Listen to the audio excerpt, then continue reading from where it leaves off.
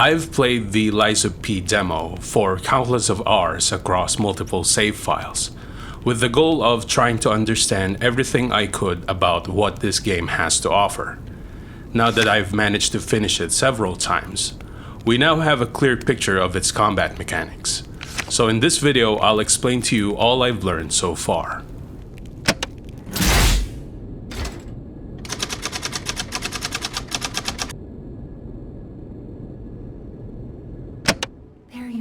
Before we begin, I think it's a good idea to clear up the general perception towards this game, which is being compared to Bloodborne by a lot of people.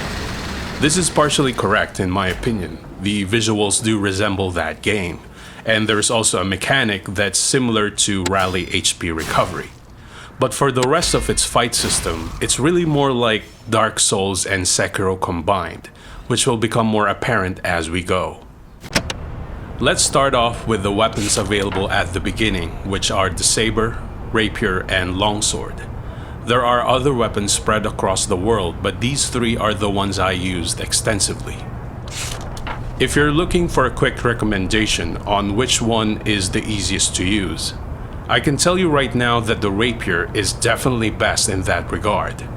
Its strikes are quick, uses very little stamina, and has an extended range. But the main feature I found to be quite useful is the strong attack that makes our character automatically do a backstep afterwards, perfect for getting out of a foe's reach. This makes the Rapier an excellent choice if you mainly prefer dodging as a means of defense, maintaining a safe distance while waiting for openings to reveal themselves and land attacks of your own. Just keep in mind that the automatic backstep does not count as a dodge. This is something I learned from the Mad Donkey the hard way, who will chase our character down as we step backwards if he doesn't flinch and end up getting hit. Other than that, it's an excellent weapon to use regardless of our skill level. If instead you'd like to block attacks most of the time, then the Longsword is what I'd recommend. Its extended range through thrusts makes it a lot faster to respond with counterattacks. We can even do a combo just using that kind of offense by alternating between light and strong strikes. But let's not get carried away because the main issue with this weapon is the stamina consumption. This one really does sap a lot of his energy per swing, and it doesn't help that the path of the sweeper's default values provide very little vigor and would make P gas out by his third attack. It does make up for it by its devastating single hit damage, and the ability to break enemy weapons a little faster than the other two, as shown in a previous video. It's just crucial that we keep an eye on the stamina bar during fights. If we landed 3 consecutive hits, for example, a quick glance at it to make sure that there's a little bit left for other actions will help a lot. Unlike the Longsword, the Saber is very efficient with its stamina usage. In my observation, it's also the middle of the road when it comes to damage and attack speed.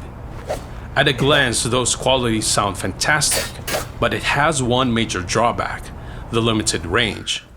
We'll have to maintain a close proximity with the enemy if we hope to land some hits, and that means being forced to block attacks for the most part, as to not waste an enemy's vulnerability time. Out of the 3 weapons initially available, I think this is the only one meant for those who are already very familiar with all enemies. I simply cannot recommend it to newcomers. The reach disadvantage will be frustrating at times. Some might argue that the combination damage is best with the Saber, which might be true, but one thing I learned from the demo is that combo hits are only useful for normal enemies. The stronger ones, like the soldier puppets, the mailman, those ones wearing a white suit, the Mad Donkey, and the third boss will simply not allow us to land entire combos on them. So a single high damage hit or a couple of long range quick ones that we can connect every few seconds is much more preferable. All of these weapons we talked about have their own corresponding pairs of Fable Arts, and I didn't talk about them on purpose because judging by my playthroughs, they're not that remarkable. the offensive skill's damage do not set themselves apart too much from standard attacks. I ran a simple test using the Rapier, and as you can see, there's very little difference between it and a normal 3-hit combo. Meanwhile, the defensive Fable Arts are too situational in their usage. That also doesn't really contribute much in a fight.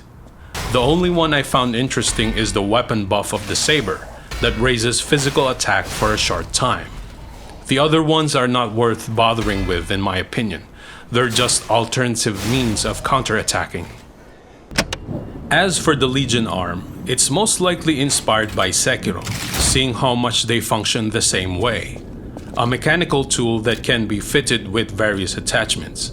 Except these things have ability stats that vary depending on the device.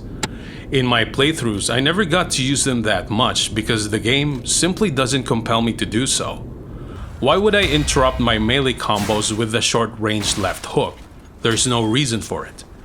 The puppet string attachment is somewhat useful for isolating enemies, as demonstrated in the playthrough video, but it only works horizontally and at a medium range. We can't use it to snag enemies from the rooftops, for example.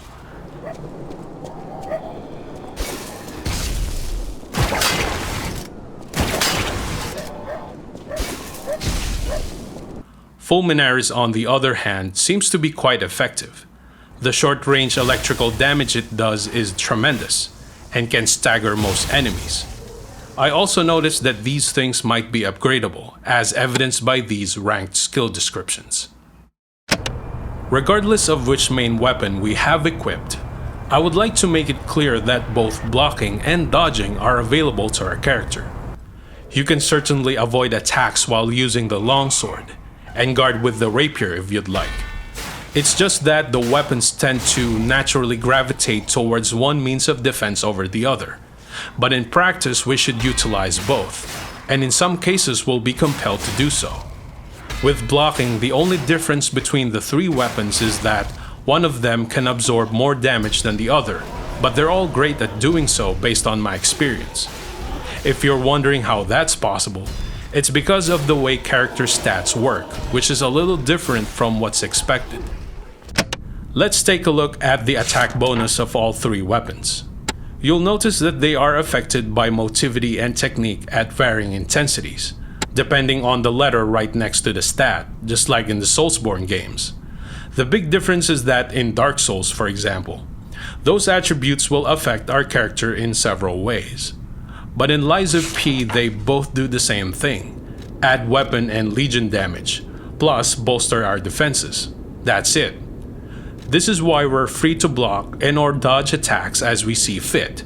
They're compatible with all builds. Just like how all 6 of them will add to our defenses, not just the 2 I mentioned. While we're on this subject, let's cover the other stats as well.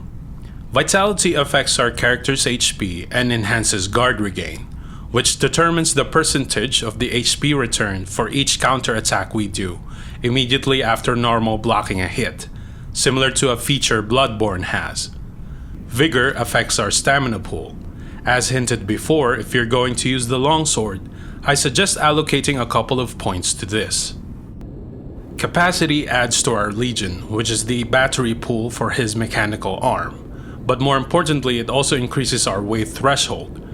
From what I observed in the demo, the better the defensive gear, the more weight it probably has.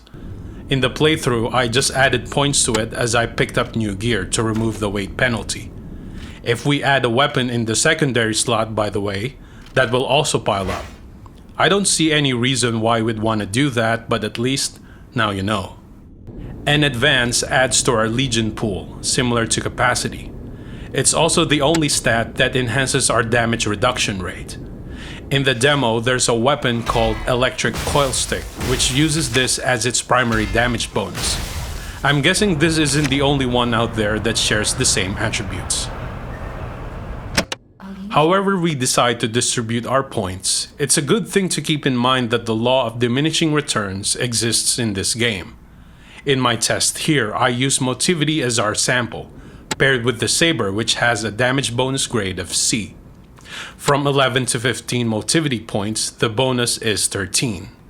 From 16 to 20, it slightly drops to 12. And from 21 to 25, it's 11. I'm not sure what kind of formula the game is using under the hood, but at the very least, we're able to confirm that the attack bonus decline is a gentle curve, at the beginning anyway. There's no way to tell if this trend will continue down the line or not.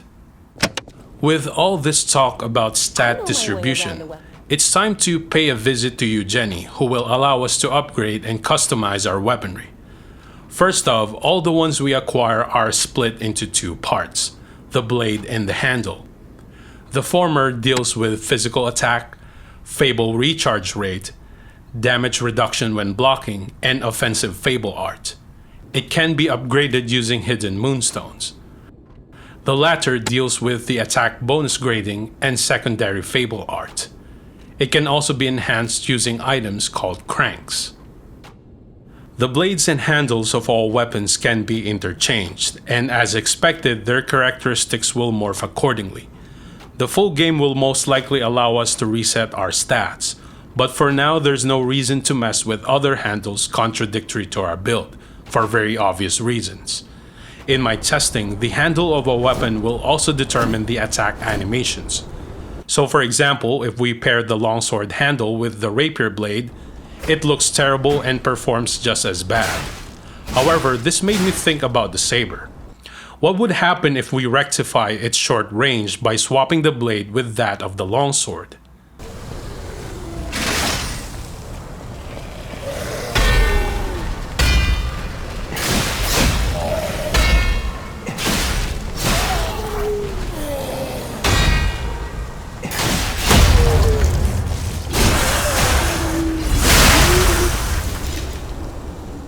That's not too bad, isn't it?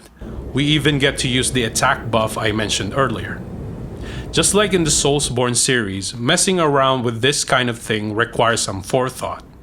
So my advice is to hold off upgrading any weapon parts until we're happy with a specific combination. Before we move on to combat observations, there's one more thing that was introduced towards the end. We have visual confirmation that the protagonist's heart has been replaced with a mechanical analog called the P organ, which is also upgradable and is essentially a character enhancement tree. From several branches, we choose one that we think is most important and fill up the empty slots with quartz, selecting from a variety of bonuses in the process. In our example here, I went for an additional fatal attack damage plus guard regain, and the enhancement I got is a follow-up animation in the middle of a dodge.